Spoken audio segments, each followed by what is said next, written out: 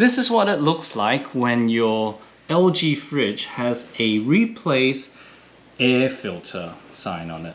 The water filter is on this side, it will show up, but the air filter will show up here. So if you have a replace filter sign, don't go replacing your water filter like I did. Silly me, I bought 3 water filters and then I replaced a filter, when actually it's the air filter I needed to replace. Over here you'll see a little sign that says open. What you want to do is twist this way. So twist this way and it will come off.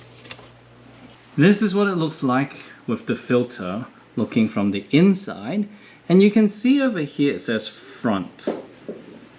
And to take it out, you just need to grab both ends and remove the filter. Open the new packet of filter from Amazon or whatever you've bought and then put it back in. Obviously this side in, not this side.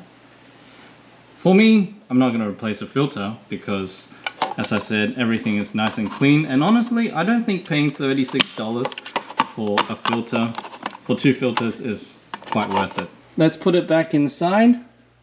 We're going to go this way, but we're going to start off like that, and it'll sort of fit in here. And you'll notice over here it says close. So you just turn it this way and it's done.